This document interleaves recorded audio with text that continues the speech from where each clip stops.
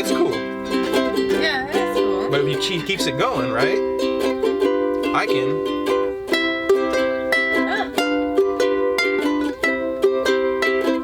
What does it sound if you just strum?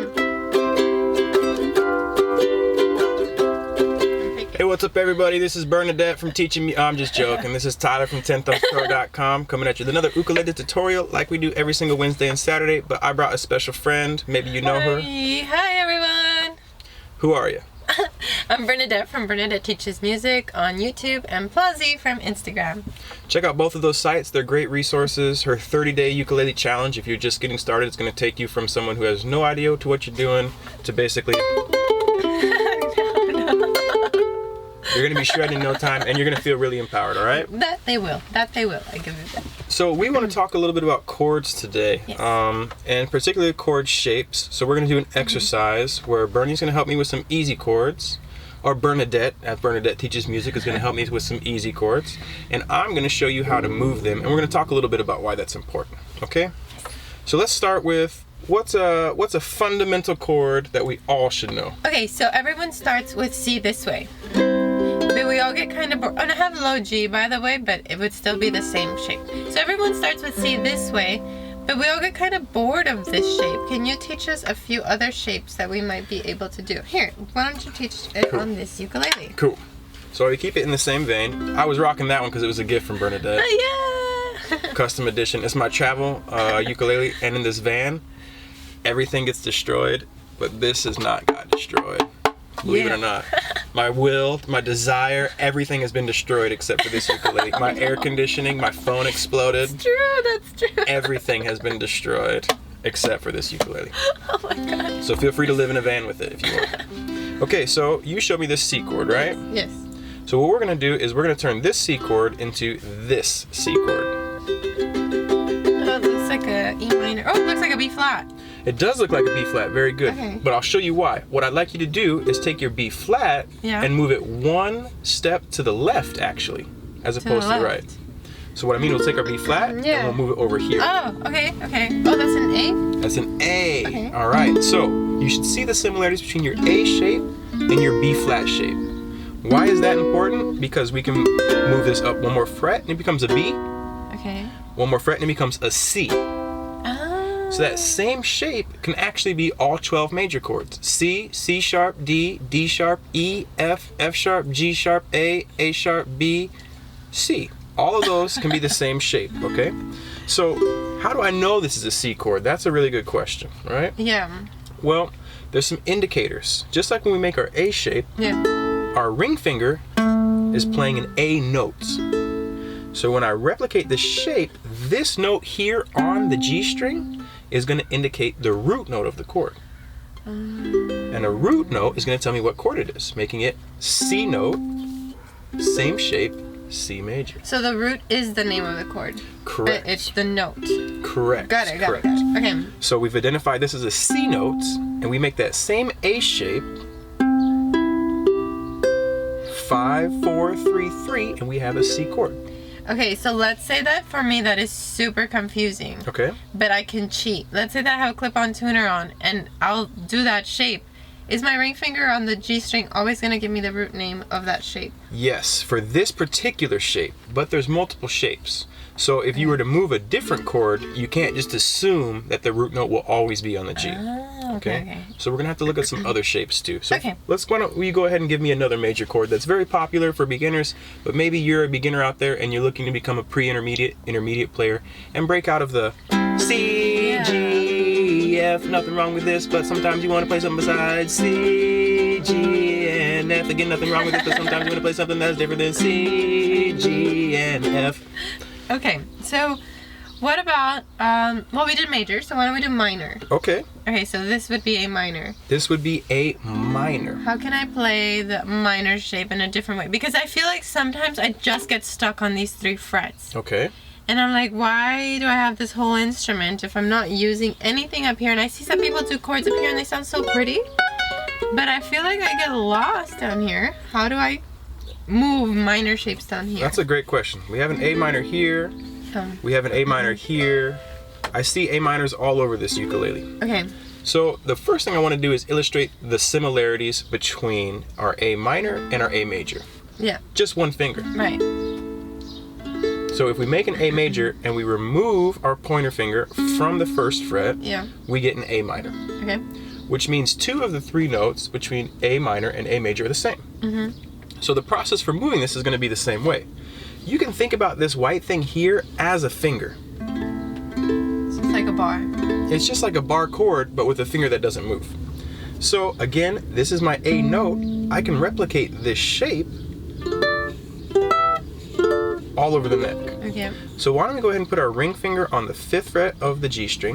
Okay. And then we're going to play the 3rd fret of the C, E, and A strings. Okay. This is a C minor. C minor. And notice our C major that we made, the similarities again is removing our middle finger. Got it. Major, minor, major, minor, and my root is in the same place. Okay, so let's say that I was just barring the entire 3rd fret for practice. Okay. And I have the ring finger on the 5th fret of G string because it's minor. But I could just add the middle finger and go major. Wax on, wax off. Well, wax on, wax off. Wax on, wax off. So I could practice grasshopper. all major minors this way if I wanted to. I could go A major, A minor, B flat major, B flat minor, and B and C. That would be like a really good memorization exercise, actually. Oh my gosh! I never thought about it that way. So, why would we be doing this? Well, let's do 2 more shapes, and then we're gonna get more into the why, because I want to show you how first. Even though the why is equally important, you have a song and you're playing and it's going E minor to A minor, and that's cool, right? But you have a friend that's jamming that, and maybe you say, I would rather do E minor, A minor, E minor.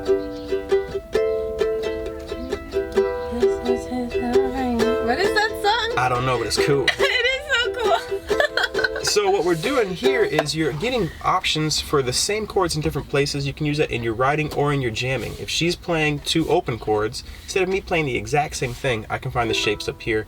We're creating something that's called polyphony, where we're doing the same thing, that's just a little bit different. More layers, huh? More layers, right? It's like an onion. We're making onion music. All right, Shrek. So, but what do you mean by open chords? That means that we have some open strings? Okay, that's an excellent question. An open chord is one where you're not going to bar. Oh, okay. And a bar just being when you need to use a finger to play multiple strings. Okay.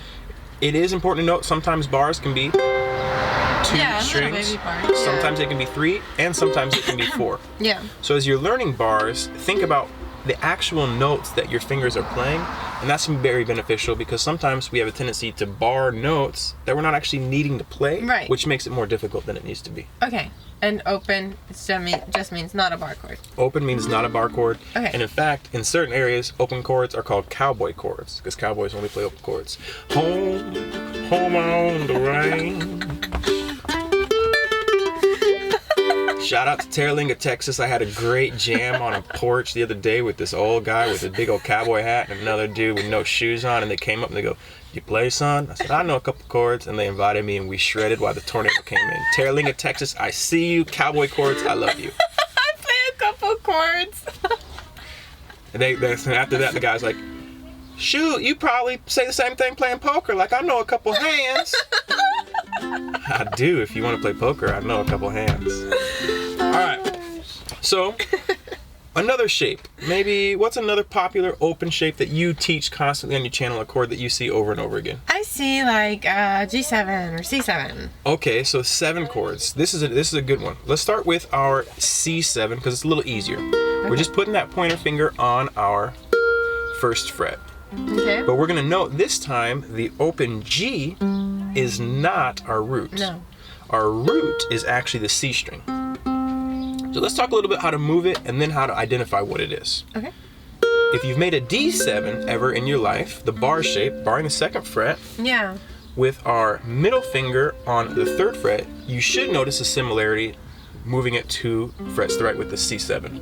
Well, it goes back to what you said, that you pretend the nut is a finger. Correct. Okay. And by pretending the nut's a finger, all of these are going to become much more visual. You can even place your finger over that nut when you're playing the open chords or the cowboy chords to visualize this idea even more. Okay? Yeah. So this is a D7, and our D note is right here on the C string, which means I can create this in any dominant form I want if I know the note on my C string. Wait. What do you mean dominant? Dominant meaning 7. The 7 is also known as a dominant chord, which, because for example, in the C7 is a dominant to the F, and you're going to feel that resolution. Very common, right? Okay. So dominant can be synonymous with 7. Dominance can be synonymous with 7, but not. Dominance can be synonymous. Dominance can be synonymous with anonymous, Are the you possum and the rapping? So dominant is synonymous with the 7, but not the major 7. Those are two different things. Okay. So Got it. if you see MAJ7, that's a different concept. And we're getting more into chord theory and chord construction at that point, but Yeah. this is more about moving chords than it is how to construct a chord. Okay? All right, Bill Nye. So, Bill Nye, my dude, with a little bow tie looking so cute, Bill. So, by knowing the root on the C string, for example, 7th fret C, this is a G note. Okay. And if I bar the 7th fret and I play my middle finger on the 8th fret, we're familiar with this shape. Only this time, it's not a C7, it's not a D7, it's a G7.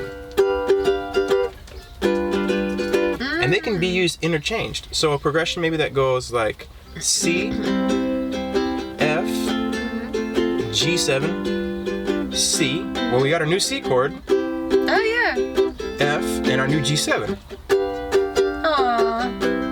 That's So- actually kind of cute. We would need a new F chord to kind of Yeah. complete this idea. Yes. Well, Okay, so can I pretend this is a finger? you can pretend this is a finger.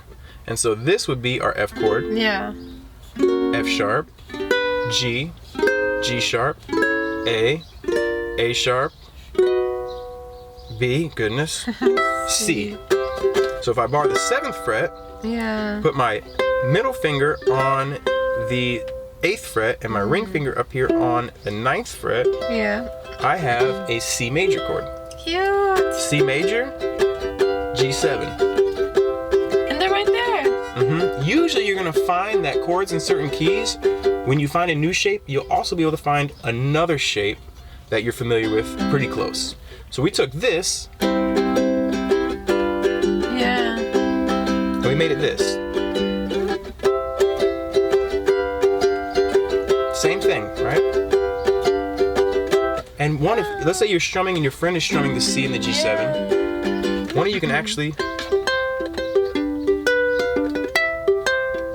Okay, so what we're gonna do now is illustrate these ideas. I'm gonna go ahead and just strum the C chord and the G7, and I would like you to strum our new chords. C, G7, and see how the finger picking is creating something more rich.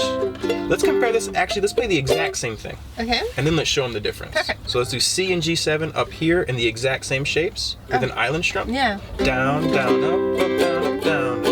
Okay, cool. Sounds like a ukulele club. It's a little thicker than maybe just one uke. It's cool. Yeah, that's cool. But if you keeps it going, right? I can.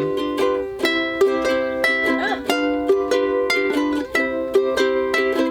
What does it sound if you just strum?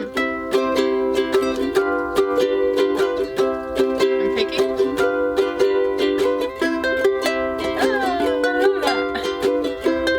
And I can always go back too. So even though this is a 2-chord song, you can see that we got a lot of mileage just out of 2 chords because we knew how to move these shapes. Yeah, I love this. So the shapes that you should be able to move: C major, Yeah. A major, G major, F major, D major. So you can do one thing, you can consider an acronym caged, C-A-G-E-D, but you need to change the E to an F. So you knock off a little piece of that, so it's caged. So easy to remember because it's a word you use in everyday life. Like when you stub your toe, you're like, oh, caged. All right, so you got the caged. analogy. But I also put it up there, C, A, G, F, D, so you can see them. You need to be able to move them. If the concept of moving them is difficult for you, you can get on these ukulele chord sites and they're gonna have all the shapes. And usually photos of each shape too. So if you're going, okay, I get the idea, but I need some help turning this G, turning this G7 into this G7. Or this G7. You can, or let's see here, E, F, or this G7 even. So that's 4 different G7s. The easiest shortcut way is to look up on the internet, but find the root. Know which note in the G chord is a G chord. A skateboarder just walked by. Skateboard for life. A girl skateboarder too, I like that.